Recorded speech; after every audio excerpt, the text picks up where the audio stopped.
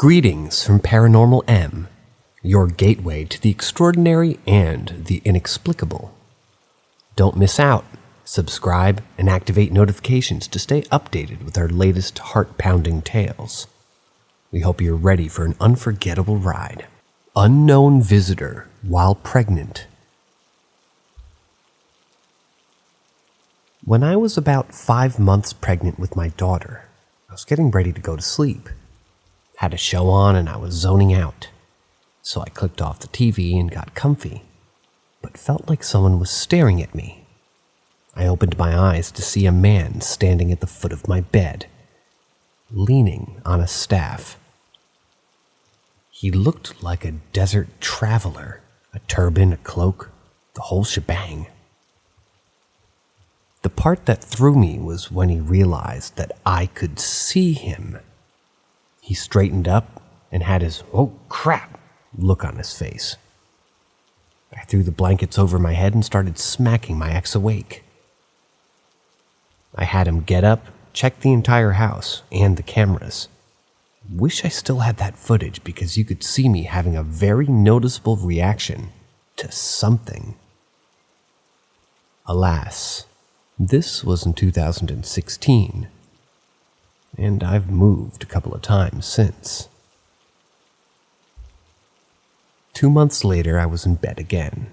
Room was blacked out, and I was ready for a third trimester nap when I noticed a white ball of light floating down my ceiling towards my stomach.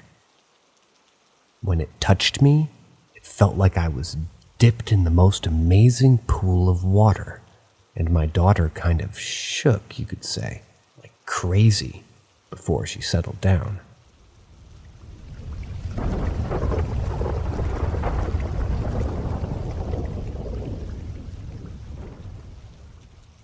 Ask Reddit. I come from a pretty middle-class family, all wholesome. I have BPD, and in my teens I smoked weed, drank, took a lot of shrooms, hung out with the guys that stole cars, shoplifted. I used to hitchhike a lot as we lived pretty rurally. My first real took-my-virginity girlfriend was a pretty hectic chick from Ukraine who grew up in Russia.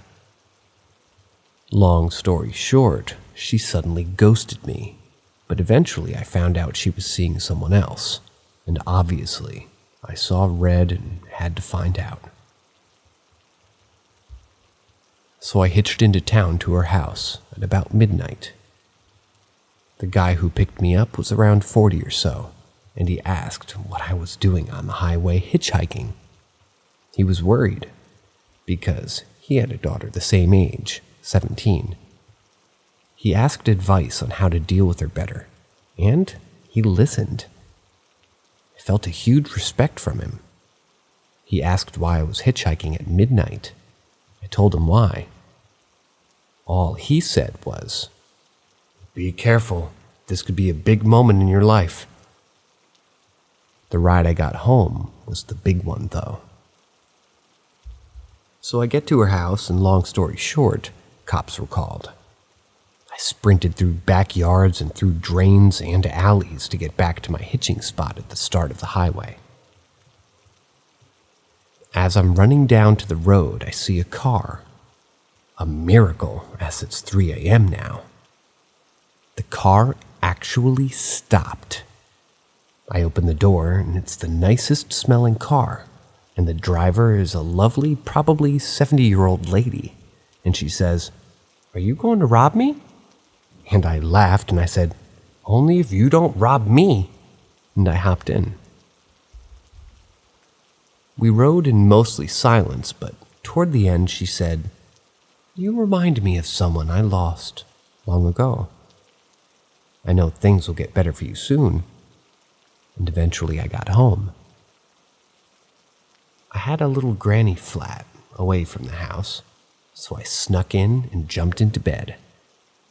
Literally 20 seconds later, I hear my stepdad walking from the house to my room on the phone saying, "Think you got the wrong person." He barges in and is like, "Something 213. You here?" "Yeah, why?" "The police are on the phone. They're looking for you." And hands me the phone. Here's the cop talking. "Blah, blah, blah, blah, blah, blah, blah, blah, blah, blah, blah, blah, blah, blah, blah. Ex-girlfriend says you smashed her window and blah, blah, blah, blah, blah." Me. "Been here all night." Cop again. "Where's that?" Me. "Small town, 20 minutes drive from her house." Cop.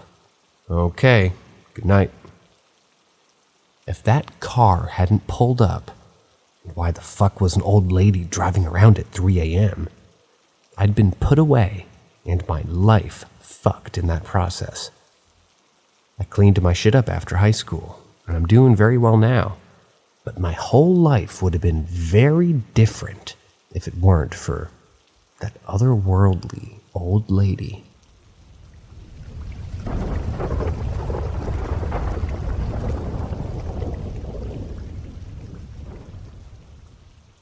Story number 3.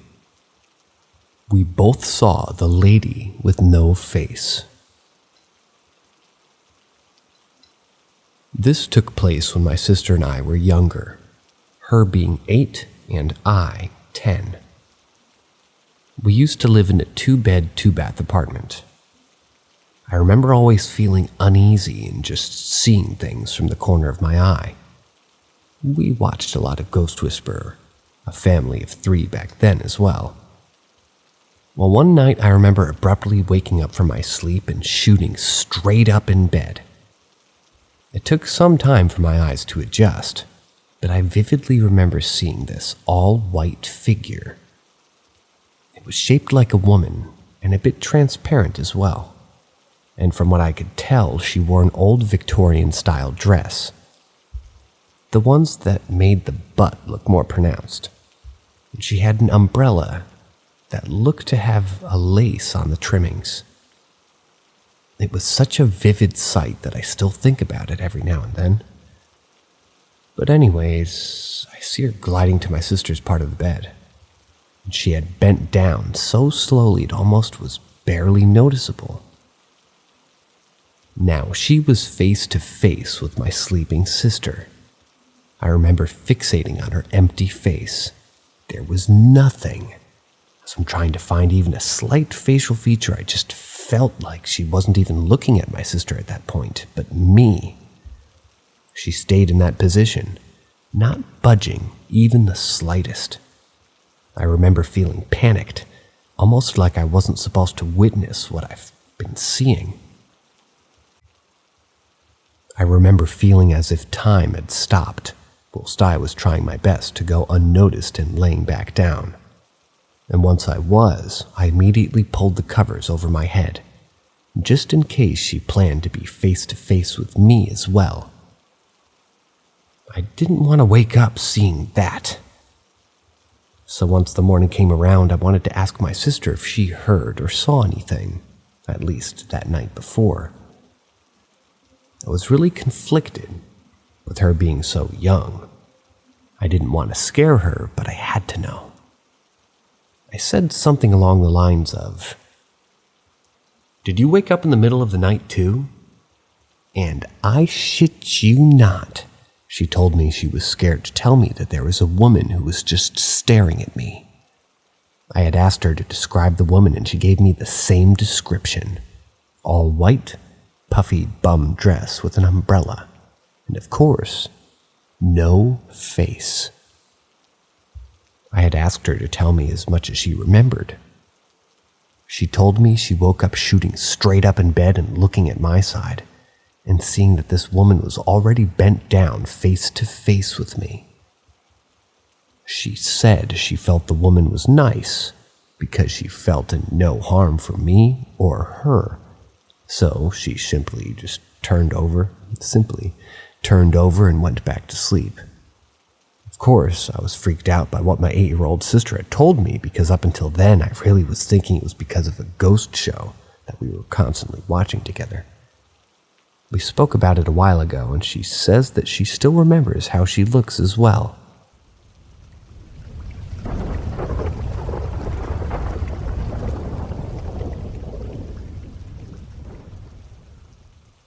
A potential accident caused by a demonic entity.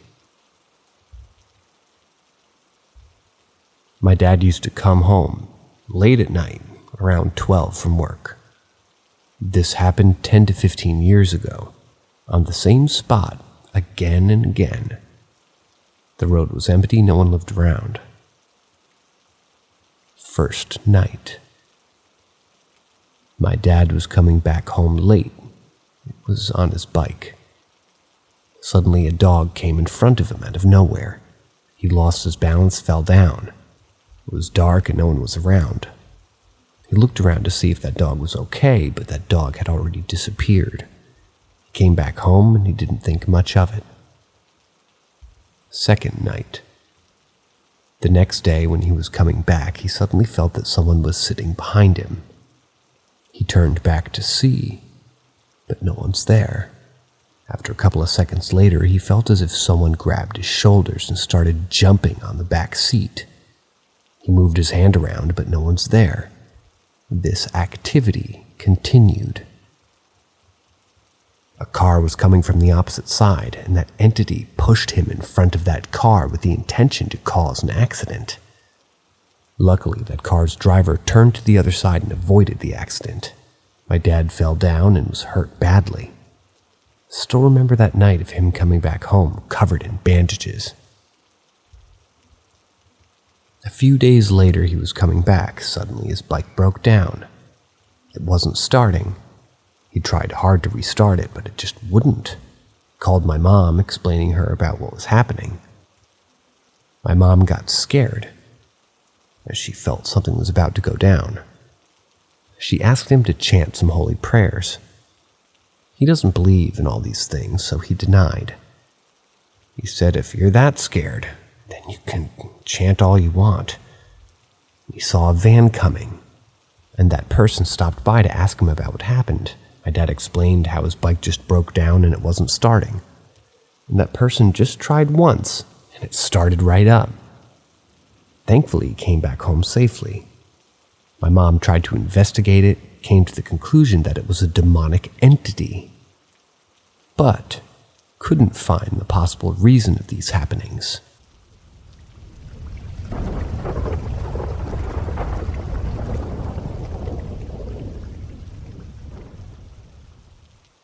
My Pierre Cheney experience. I have two buddies. The three of us are avid fishermen, while myself and Dave, as we'll call him for now, they're active hunters and outdoorsmen.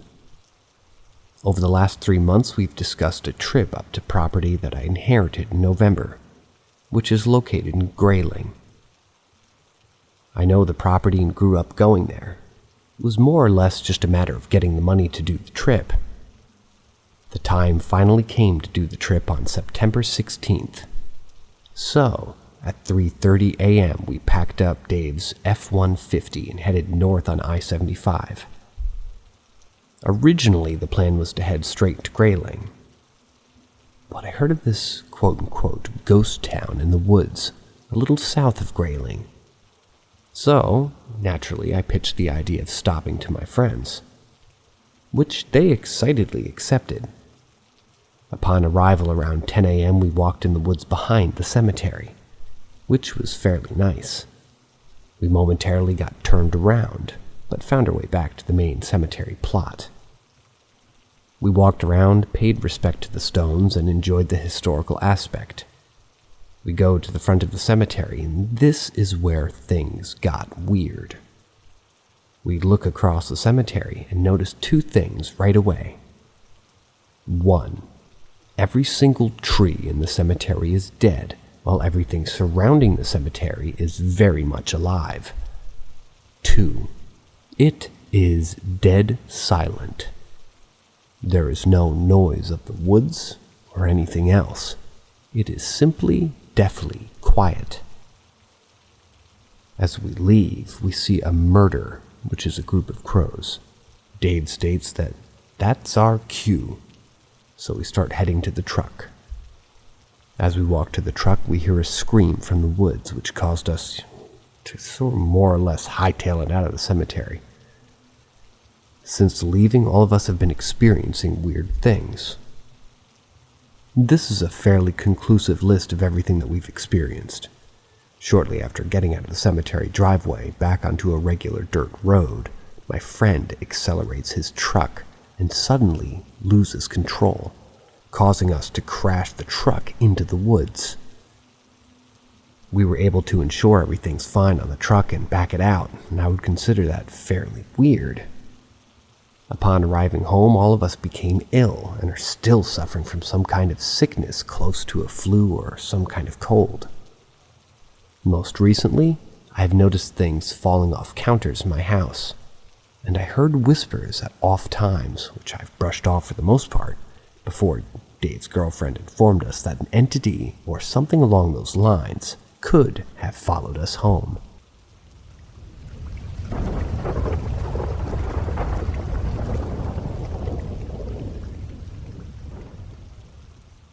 My 4 paranormal experiences as a 25-year-old Australian Indigenous man. So the first experience happened when I was 7 or 8 years old. We lived in a suburb called Malden in Darwin, Northern Territory.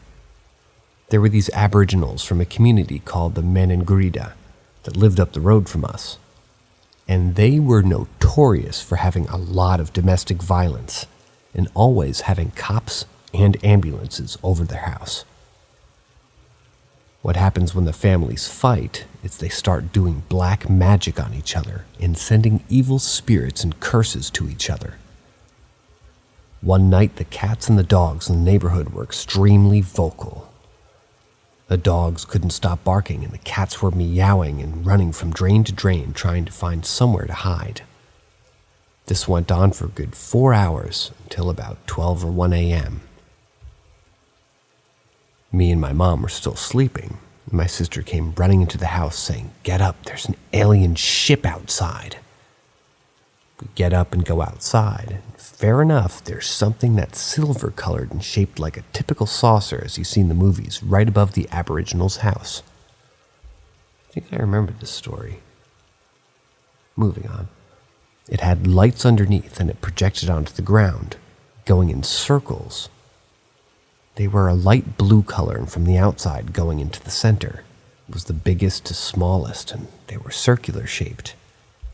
The lights just kept twirling around and I wish I took a video, but back then, phones weren't really common. And even if you did have a good phone, the camera quality was terrible in the early 2000s.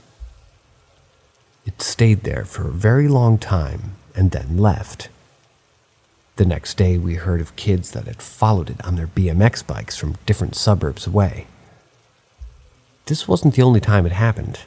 It happened at least twice, and every single time it would start off with the dogs and cats in the neighborhood going crazy.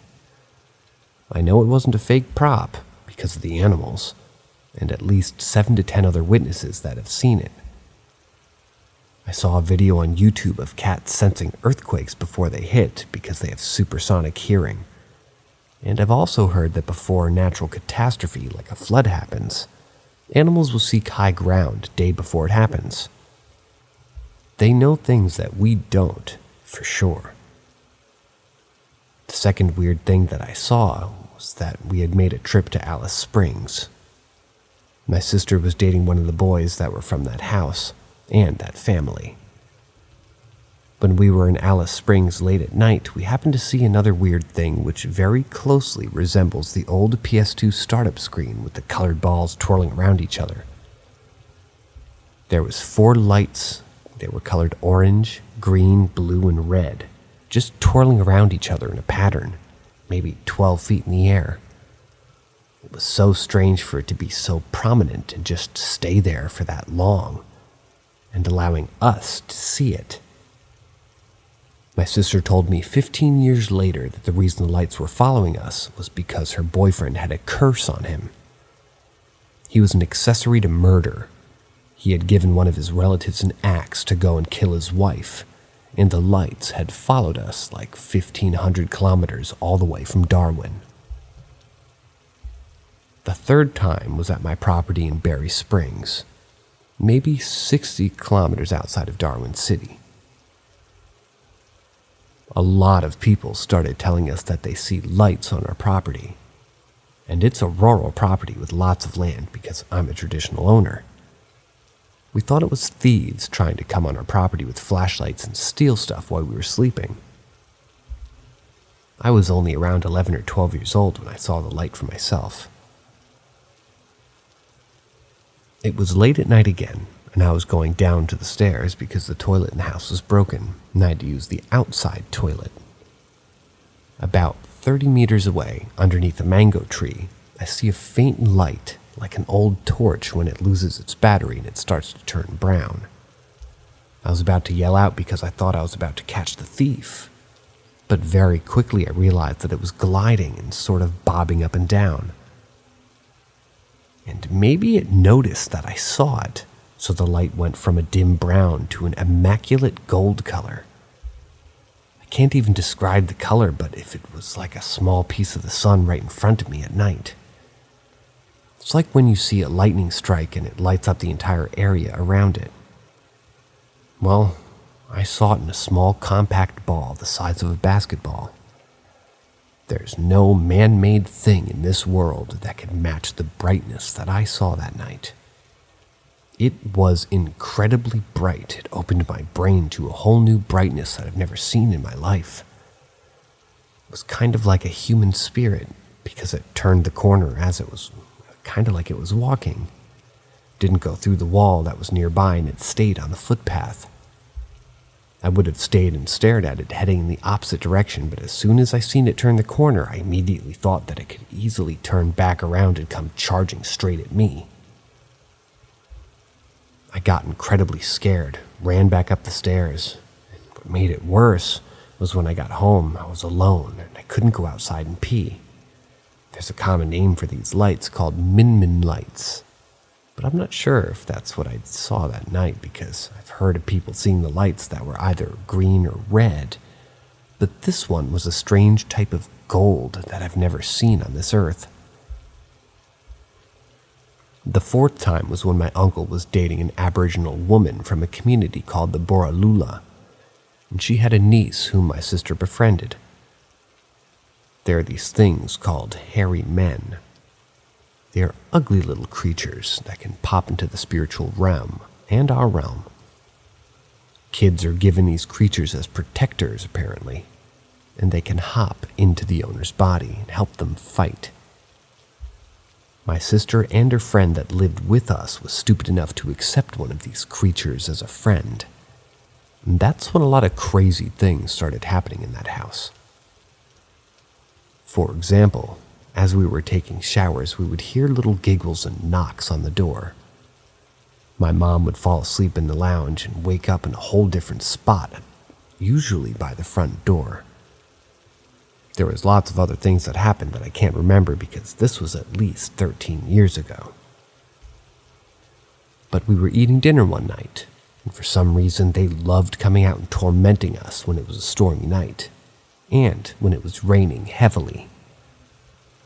Well, I happened to see one of its faces just peeking up from underneath the table looking at her food. I got a very quick glimpse of it. It had pale skin, a scar on its face going from top to bottom, and black hair that was very thin and horse-like. Immediately, I got up and screamed and threw the ashtray at it, but it disappeared. We left the house that night, and the next day all of our plates had no food on it. We had to go into town and find some Aboriginal men that knew how to get rid of these things through black magic. They came to the house and it was doing all kinds of chants and rituals. We even heard it in a bush nearby. One of the guys threw a rock at it. It made a dull thumping sound as if it hit flesh, and that was the last we ever sort of had of any paranormal experiences with them. When they were in our house before the men came, I experienced my fourth paranormal encounter. we all started sleeping together in the lounge room because we were too scared to sleep alone, for obvious reasons. I was the only one awake, and I couldn't help but feel there was a presence in the house. I stayed up for maybe 4 hours looking around the room because I felt like it could pop up out of nowhere and I would easily see it. Well, it didn't show itself to me that night, but what it did do is start slamming the cupboard doors violently at least 6 times. I literally didn't hear any footsteps in the house that night, but it was just on the other side of the wall, slamming the cupboards really hard like it was angry. And that was the most frightening experience of my life, because I was the only person experiencing this. It's true that your fear feeds evil entities, because I was scared that night and I was really focusing on it, giving it my energy, and it was really hard to go to sleep that night knowing that this thing had physical strength. But I did end up going to sleep that night out of pure exhaustion of staying up real late. All in all, these experiences have helped me build my faith in becoming a Christian man, because I know for sure that demons exist.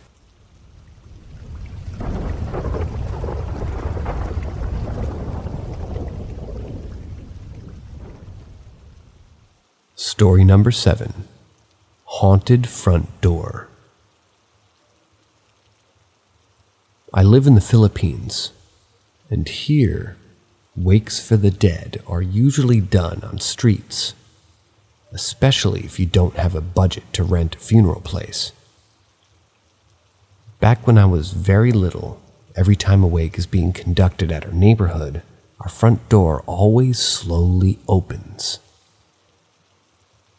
Being a try-hard cool kid, I always believed that it was just the wind, so I didn't have any problems with it. 10 years later, I'm 20 years old, and it still happens from time to time. And one morning I was getting ready to head out for a midnight party. Right before I unlocked the door, I remember that I didn't grab my keys in my room. 3 seconds after I walked away from the door, it opened slowly with a 4-inch gap. I looked at it astonished, thinking, how can it be? I am 100% sure it was locked. Slowly walked near the door, and that's when it closed hard, right in front of my face. I got chills, and I decided to call my friends to just pick me up as I was alone in the house. I don't want to touch the door anymore. While waiting for my friends to come, the door keeps on opening and closing hard, and I'm sure it's not the wind, and I'm also sure it's no person. I was alone in our house, and all my family members are out on vacation. I was sitting on our couch looking at the door and doing it over and over again. After 20 minutes, I heard my friend's voice outside, so I got a little bit relieved. Only to hear knocks and my friend say, "Open the door, Chris, it's still locked." I grabbed the doorknob to check if it was, and it was. We replaced the door now because it got destroyed after a massive storm hit our place. And somehow, I still don't feel safe about it.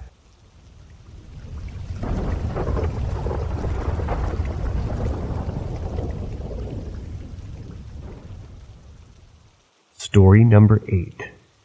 World War II Filipino Soldier. I have a grandfather who served during World War II in the Philippines.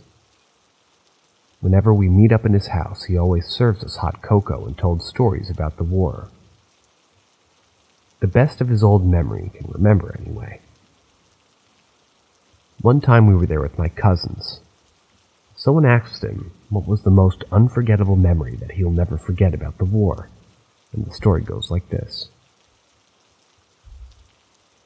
My father is Antonio Miguel Jalima, currently 97 years old, but is still very healthy for a 97-year-old. He was in the Philippine Army back in World War II and is deployed on September 1st, 1941 by General MacArthur. He was still in his teenage years to early 20s back then, and he was assigned as an office clerk for the Army. Nothing memorable happened back then until the night of March 27th, 1942, where he was assigned as a reinforcement for the Battle of Bataan, Everyone was surprised, but they all knew that this was bound to happen because of the outcome of the defense that the Filipino soldiers and American soldiers were facing. With actual terror from their faces, they accepted their fate. A lot of officers are boosting their morale by giving packs of cigarettes, polishing or cleaning their boots or helmets for free. And when it's time to go, my grandfather rode in a truck, and it was packed with soldiers. Everyone is singing the Philippine hymn, and until you know it, it still brings chills to my grandfather. As they get closer and closer to the battlefield, bombs and mortar fire can be heard.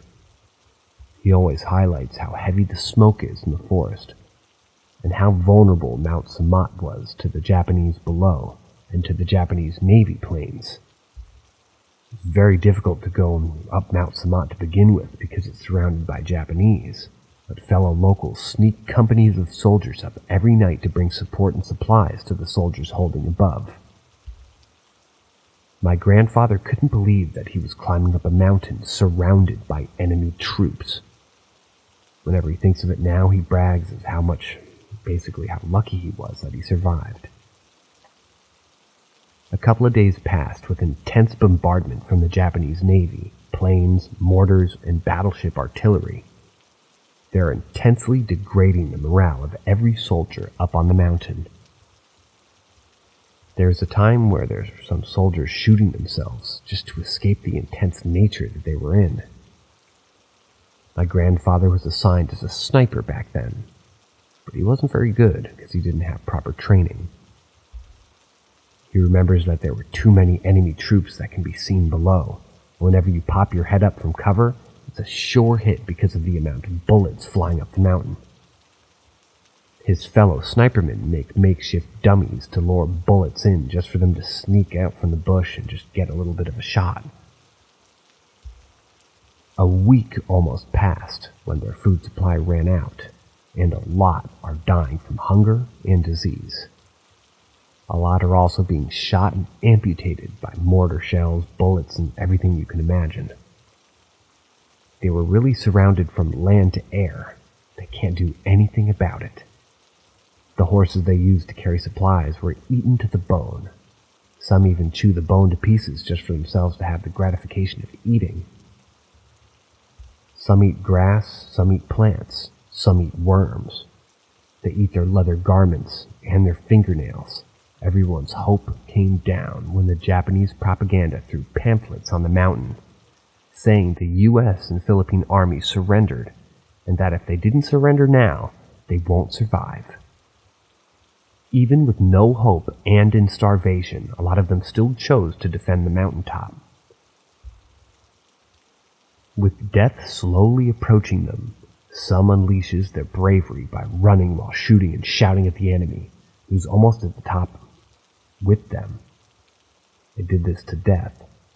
Ammo supplies are at a low. They don't have anything to defend themselves but boulders and stones in which they roll down the mountain or throw so enemy troops can't go up at ease. Every day hundreds of men are lost. And when the day came that they were taken over by the Japanese forces, my grandfather pretended to be dead. He covered himself in blood from his friends' dead bodies, slid a huge line in his arm so it looked like he was bleeding. So he was one of the lucky ones who made it through because Japanese troops tend to shoot dead bodies or stab them to see if they were really dead, and there were a few who died because of that. He was soon taken as a POW, which is short for prisoner of war, by the way. And when he was taken, he saw countless bodies of his friends, headless, bodiless. Some are literally in pieces. Some are even crucified by the Japanese. Some are still alive, but hung upside down with barbed wire. Some are fighting for their life while their toes being sliced slowly for fun. He remembers seeing white smoke coming from the bodies, thinking that it was the soul leaving the body. You can't hear a sound from the forest down below, even a single cricket, none, as if time was paused and the silent screams, too, are making the place feel sacred, as if there's an invisible parade where souls are marching. Imagine the terror and horror my grandfather had to face. Can't imagine myself being in that situation. If anyone's curious, just search Battle of Bataan and Mount Samat. Because of that, I have deep respect to our veterans who fought the war and experienced this, and lived through it. And his description of the spirits always stuck with me. Hopefully, they all get what they deserve.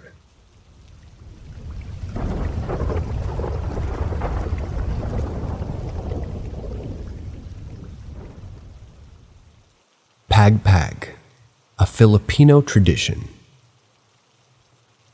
Here in the Philippines, there's a tradition called pagpag, wherein after you visit a wake, you need to stop over any place and stay there for a couple of minutes before going home.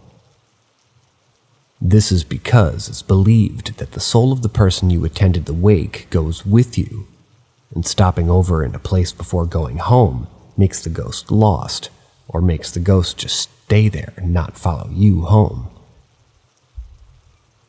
There was a time back when I'm just 10 or 12 years old. A relative died, and to pay respect, my family and I attended his wake in the province. We stayed there and gave our condolences for about 6 hours, where my parents just comfort the family of the dead and listen to the stories of his family. As a child, the pagpag tradition is what I look forward to, because for me it's guaranteed a free McDonald's meal or any food before we go home. We left the wake past midnight. Rain is pouring like crazy. My parents agreed to just head straight home this time because of the rain, so that we can make it home before the flood takes over the area. Disappointed, I pretended to see my uncle, the one who died, at the back of our car. My parents laughed at me, knowing it's one of my desperate attempts to get a free meal, from this pagpag. Failed to catch their attention. I sat down and I accepted it. I slept almost the entire duration of our travel. It took almost 1 hour and a half for us to really reach our house. My mother carried me to our house when we arrived. Awoken by the sudden movements of my mother carrying me, I opened my eyes to see my dead uncle waving at me inside our car as we walked slowly to our house. Surprised, I said it to my mother right away. She just patted me and said, "Go back to sleep." I got too scared to even leave my bedroom because of this, and it took months just for me to, just stop caring about it. Now that I'm over 20, I recall to tell this to my parents again and said that I wasn't lying. I really saw our dead uncle in our car that night. I was surprised when both my mother and my father said they saw him too.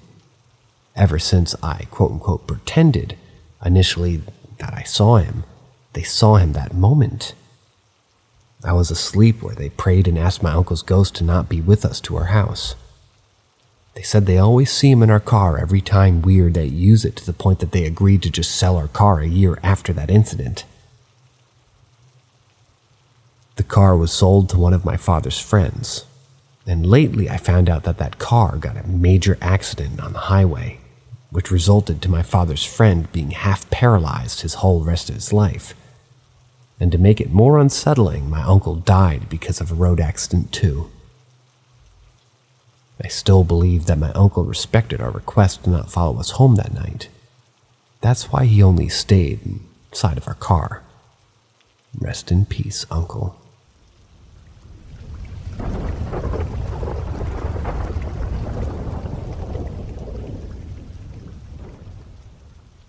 Something or someone crawled on me while I was sleeping. Story number 10.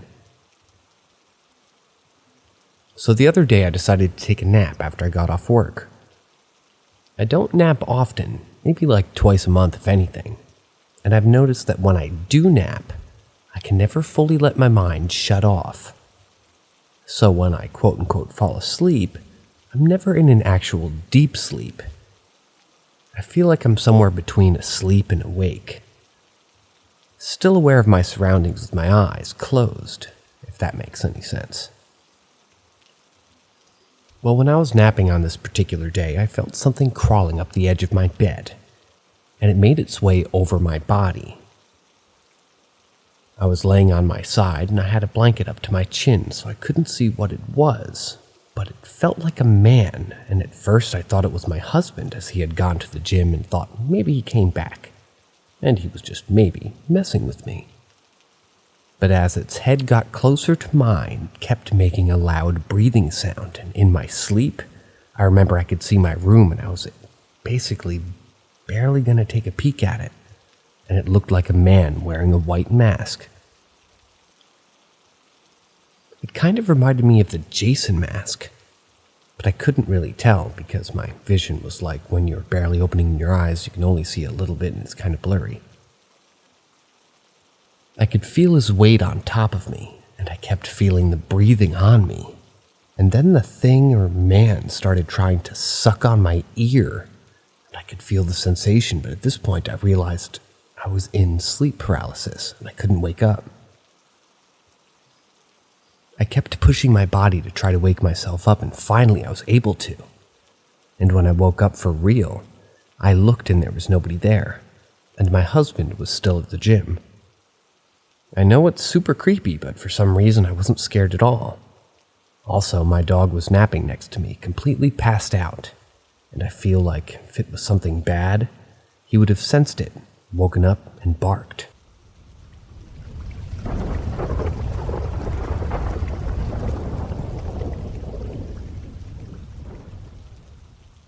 Story number 11. Comment your opinions. Man, I'm just speechless. Dogs in my neighborhood in a radius of around 100 meters keep on howling after 11 or so. I usually sleep by 1. Until that time, I hear them howling time and time, sometimes continuously. This thing is happening for a long time, too. A month ago, in front of I saw like 5 or 6 dogs, and they made a circle and kept on barking as if someone was standing in the center. It was around 12:30 a.m. Another day I had my earbuds on with the song playing, and I heard someone calling my name. It wasn't like I heard it, I felt it. Right now, while I'm writing this, I'm getting goosebumps, getting chills. While I'm in my room, it feels like someone is walking through my garden, which is separated by a wall from my study room. Once, I even saw my mother going from door 1 to door 2 through the TV room. She didn't return from the door 2, so I just went in that direction but couldn't find her. So I went through door 1 and found she was asleep in that room. The TV room has 3 doors, and the third door connects to my study. Once my mother saw a towel floating in air through door 2, and she thought it was me, so to catch me, she called out to me. I said yes from the third door, and my parents were stunned. I went to door 2 and saw that the towel was lying on the floor. My father instructed me to go to sleep at that moment.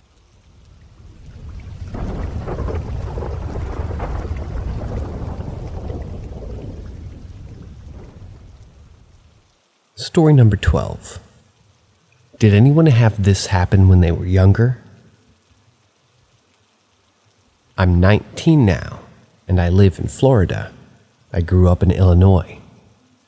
For as long as I can remember, there was a thing that I would always see in my peripherals or just barely get a glimpse at whenever I'd be outside or at my basement.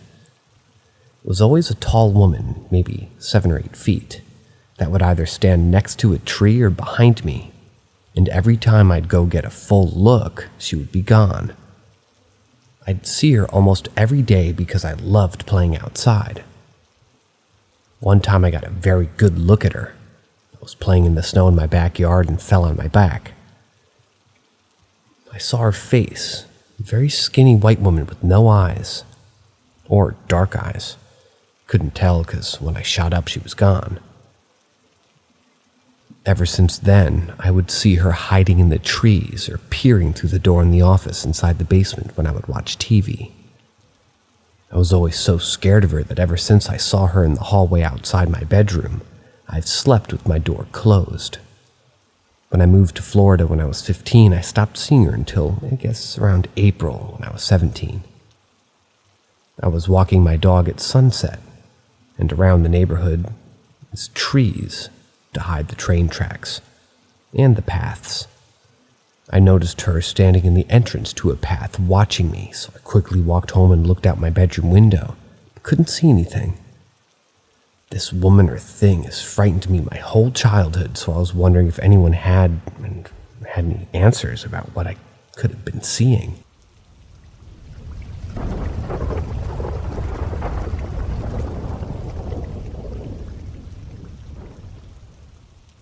Story number 13. Florida has a lot of native hauntings. I live in Palm Beach County. I will not say my friends and I have experienced a lot, but I'll tell a few stories of things that we have experienced. Our first ever encounter was when 3 of us decided to go on a trail at night. The trail is near a native battleground from the Seminole War. I don't know how to pronounce that. Maybe you guys can tell me. Seminole. Seminole? From the Seminole War, near the Tree of Tears. Being a couple of dumb teenagers, we went on a trail at around 7 p.m. when it was getting dark in the summer. We walked down the canal, because most of the trails were either flooded or we'd sink in the mud. Us being dumb, we decided to whistle as we laughed throughout the whole time. When we saw a berm that we could climb over, we did, and decided to head toward the wooded area. We turned right and realized how dark it was. We got to another turn and turned right again, because left was blocked by a fallen tree. As we approached a fork in the road, we weren't sure which way to go, as we were talking until we heard the most deep and aggressive growl come from above us. We freaked out and ran back to the path that we were on, and we were deciding if we should go straight through the blocked path or go back the way we came. We decided to head back, but then we went right instead of going to the berm because we wanted to still have fun. As we stopped because of flashlight dying, we heard the same exact growl come from in front of us. We ran to the berm and got to the canal. As we were walking back to the car, we heard a, "Hey!" And as we looked over, an owl soared over us and screeched. We ran back to the car and didn't say anything the whole drive back. Another was when we were all staying the night at a friend's house partying. We were all tired, so we decided to go to bed. My friend and I got to sleep on the couches in the living room near the sliding door. The sliding door was always open because it was broken, so after my friend and I made jokes, we decided to sleep. 30 minutes after, we heard a shotgun rack at the door and we both shot up and got to cover, because our friend's brother is a felon and is known to break in and steal things. We called a friend and we searched the whole property but never saw a thing. A final one was my friend's story. He was out at the canal and camping spot with his girlfriend, quote-unquote, having fun in his car, when he noticed something staring at him from the other side of the canal. He got out and flashed his flashlight to see it pushing down on the palmetto bushes, staring at him. He shoved his girlfriend in the car and he drove away. Saw another one start to walk out the trees towards his car. He's convinced that it was a skunk ape. Skunk ape?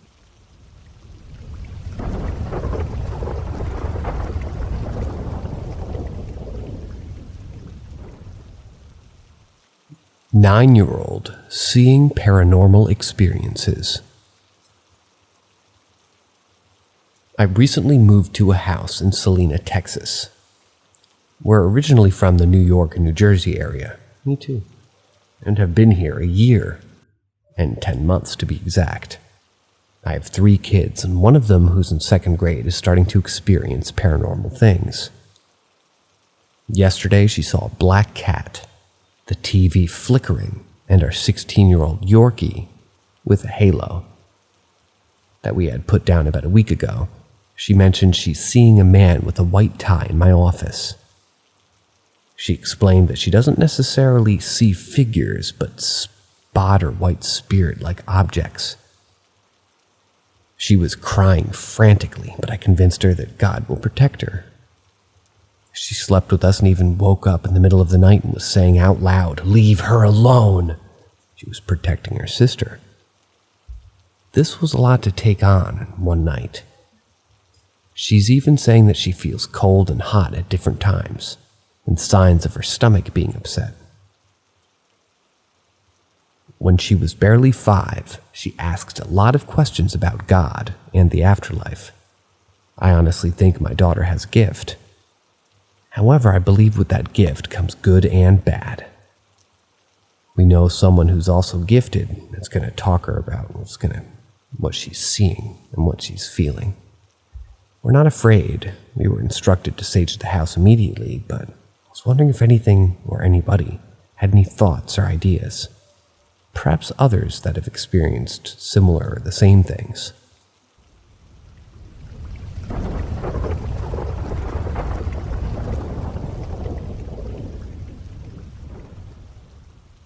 Does anyone on here know what this is?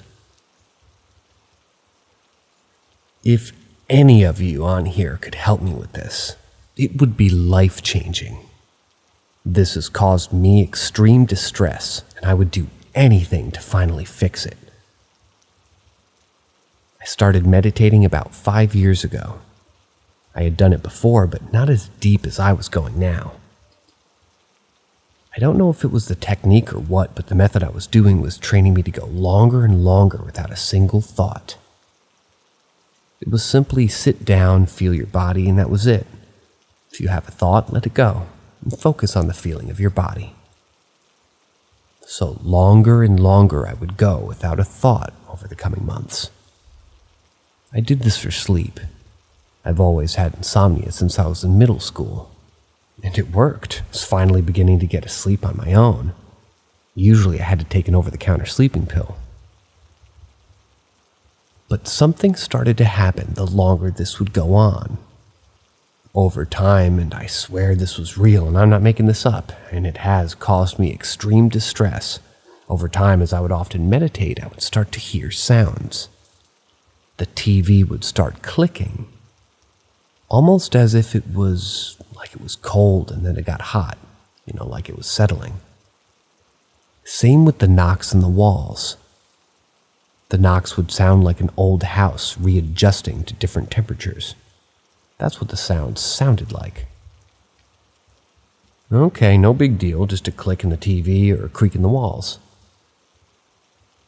But the more I meditated, day after day, the more these sounds would pick up in activity, and I noticed that I wasn't hearing them when I wasn't meditating.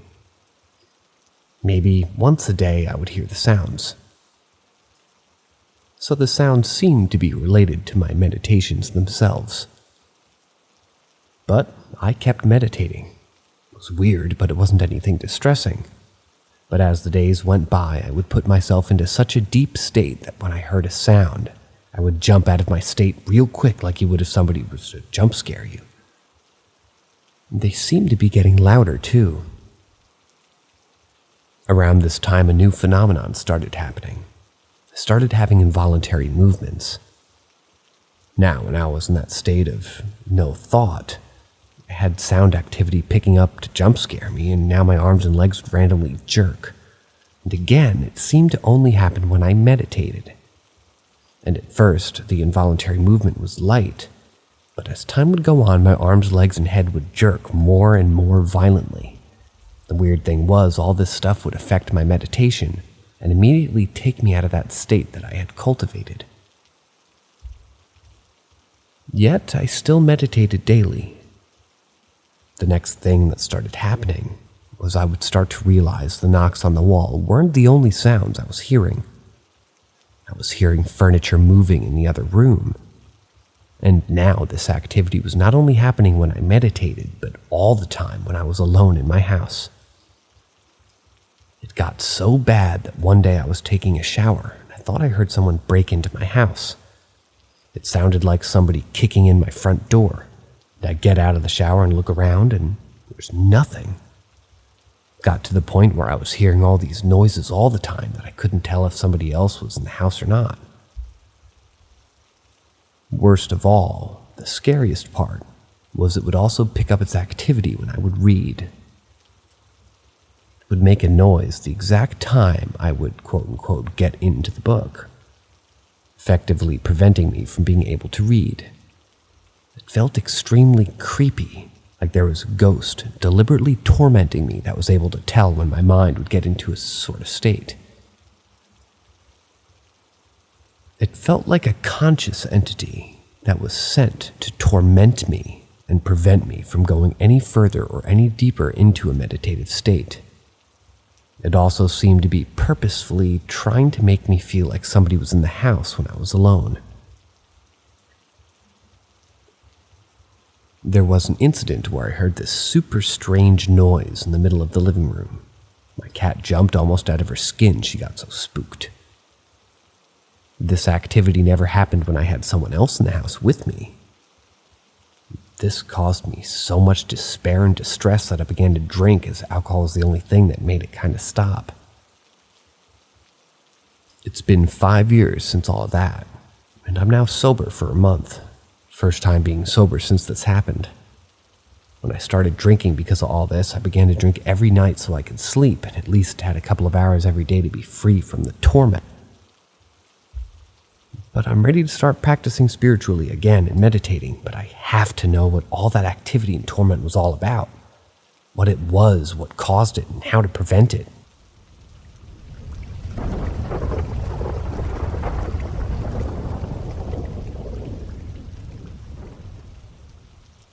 I feel like I'm being watched, and I'm intrigued.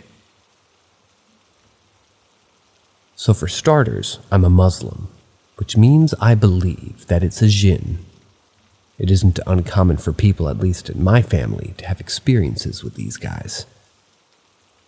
Both of these incidents happened at night when I was trying to sleep. Also, they started by the time my grandmother died.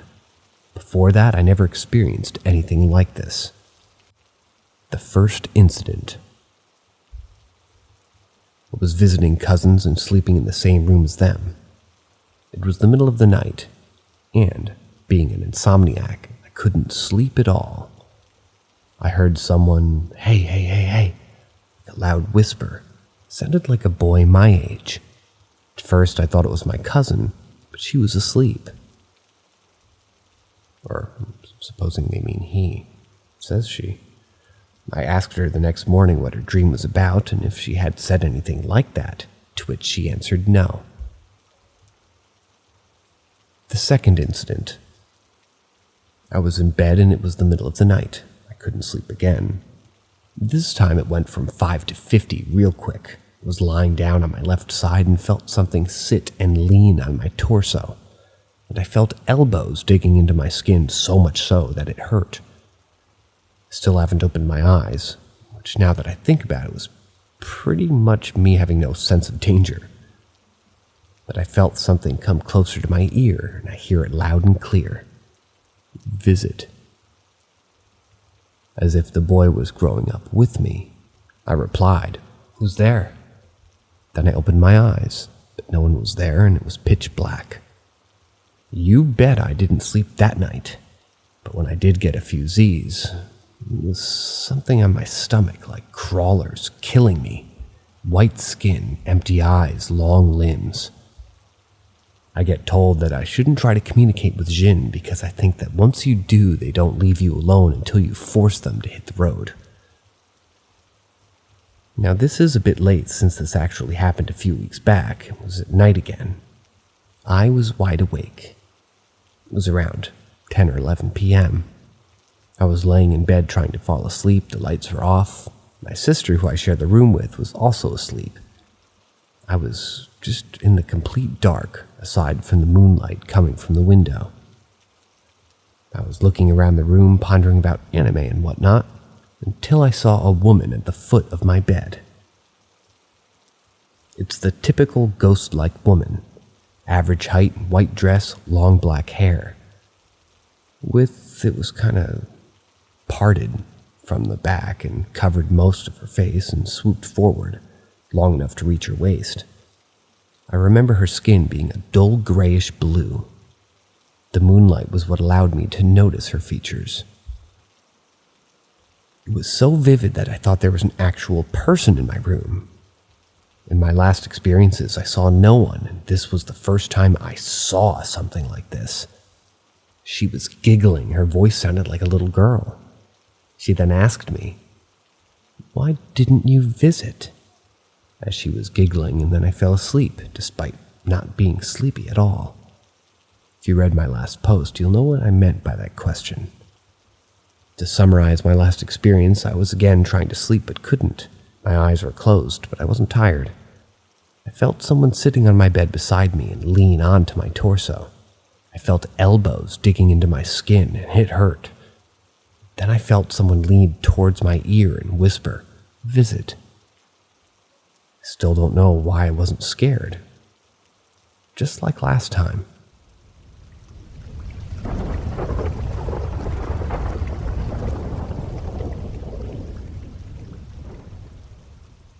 Story number 17. Toddler sees tall figure. Backstory. My grandpa was a big lumberjack-sized man, and sadly, he passed away before any of us, his grandkids, had kids. I used to be in sales, so we'd have random days off in the middle of the week. On one of these random days, I asked my cousin if she wanted me to watch her daughter. We'll call her G. So she didn't have to take her to daycare, She accepted, and so I went over to my aunt's house in the morning and G was still sleeping. So I laid on the sofa and I was watching TV. G and I were the only ones home, but after about 30 minutes of me watching TV, I heard running in the back hallway, as if several people were charging around. I muted the TV and it stopped. Figured it must have been background sound or something from the TV, so I changed the channel, and shortly after it started up again. I freaked the F out and ran to go get G, so we basically got the hell out of there. I woke her up, and she was excited to see me. I wanted to show some of her dolls, and I was like, "Sorry, kid, we gotta go." So I'm quickly changing her and putting her shoes on, and she was babbling the whole time, and suddenly got quiet. Staring at the corner behind me. And then she pointed with her little finger and smiled and said, "He's tall." My heart almost fell out of my ass. I've never heard that saying before, excuse me. My heart almost fell out of my ass. I grabbed her and the one shoe I hadn't put on yet, got my purse and ran out the front door. As we're driving off, I called my cousin. She didn't answer. Called my aunt, and she answered, and I frantically told her about what happened. And she said, "I don't know about the running, but yeah, Pa's definitely still around." She said that as if it was nothing. Needless to say, I didn't offer to go over there alone again. Also, kids seeing things creeps me out. Also, this isn't the only unexplained experience I've had around her.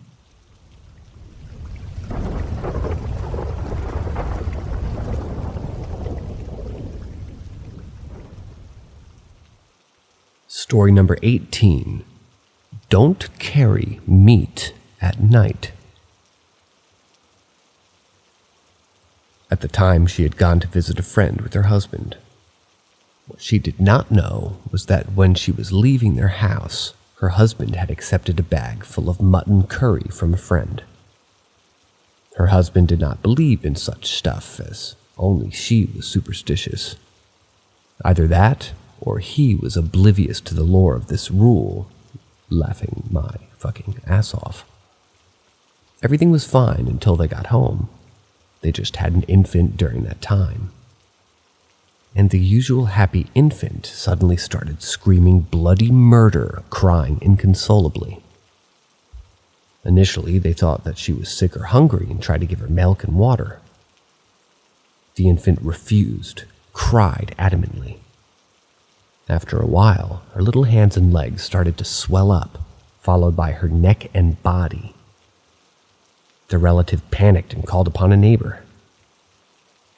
A is the name of the neighbor. I'm just going to call her Anna. Anna supposedly had tendencies to sense or see the paranormal. Anna soon reached her house and immediately asked, "Did you bring home any food?"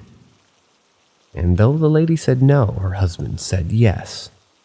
You could imagine this poor superstitious woman's horror when she found that her genius husband brought home meat. A request for the husband to throw the curry away, specifically out of the window. Afterwards, the infant immediately stopped crying and her swelling stopped. Now, this is a peculiar story to me. As much as I don't doubt in the slightest that the paranormal and ghosts exist, this story made me slightly skeptical.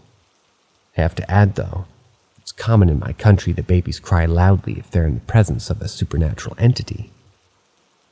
However, my own explanation is that the smell or something that the curry could have done caused an allergy in the child. I'm not sure, but I've heard babies' noses and senses are more sensitive than ours. So perhaps there's something in that could have triggered the infant.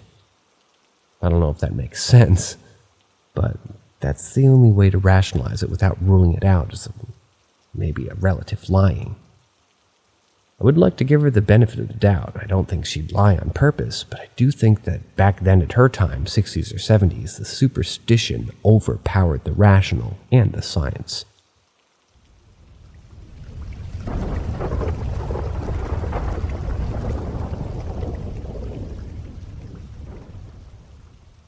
Story number 19. Something is inside the house. A couple of years ago during COVID-19, my brother had to be brought to the hospital as he had almost OD'd on drugs. This meant that I was completely and utterly alone in the house. It was around 2, maybe 3 p.m. in the afternoon, and they had been gone for a couple of hours, most likely running tests on my brother's blood levels. I don't know medical science. Smiley face. Anyway, I was upstairs in my bedroom when all of a sudden I got this rather eerie feeling. Yet I couldn't place it. So I checked the house, just out of, I guess, boredom. Anyway, the house turns out to be completely empty, apart from me and my pets. So I go upstairs and laugh it off as a moment of madness. Only seconds after that, I heard the loudest and I can only describe as a blood-curdling scream that anybody could ever hear. In fact, it sounded so impossibly loud that I can't imagine it really being humanly possible. The whole thing about this scream is that it was my mother's voice screaming my name. So, naturally, I rushed downstairs fearing the worst, only to find, in complete shock and terror, that the house was completely empty. I was rightfully terrified, so immediately I ran outside of the house and checked to see if any of the neighbors had heard the terrifying scream. Only as I asked, I got puzzled looks. And this has always freaked me out ever since that had happened, but I'd just like to know what was impersonating my mother, and why.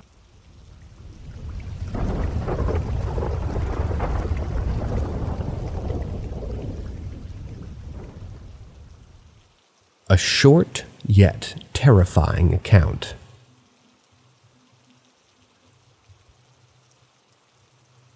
I live in a bungalow, a one-story building. My room is at the back of the house, and directly opposite is a window with blackout curtains. Now, this happened a couple of months ago, but back when I was having trouble sleeping due to stress. Anyway, I had just gotten home from college, and I had had such an exhausting day, so I came into my room, removed my shoes and my socks, and laid down on my bed. Now, because it was daylight out while I was still getting in, I didn't think to close my curtains. I woke up at some point during the dark looking at my window, as I had fallen asleep by accident, to find a strange shape peering through. Now, because I was tired, I had just assumed that I was seeing things, so I got up and put on my slippers, went into the bathroom to splash some water into my face, so I could see a little bit better once I had done this. I had returned to my bed to look outside the window, only to now see the strange shape, quote unquote, had moved slightly to the left toward the neighbor's garden. However, instead of it being an odd shape, it now looks rather like a head. Now, what makes this scarier is that it was solid. It wasn't transparent, it was like it was there. I knew it was facing me. Although it had no facial features, I didn't think it could be human, as it didn't have ears, hair, or anything like that. Yet I knew it was somewhat intelligent, as I could feel it looking at me with intent. My nan had come into my room checking in on me, and I told her that I was fine and she left me to my own accord. For some reason during this conversation with my nan, I had momentarily forgotten the immense fear I was in moments ago. I looked through the window, only to find this creature was completely gone, vanished.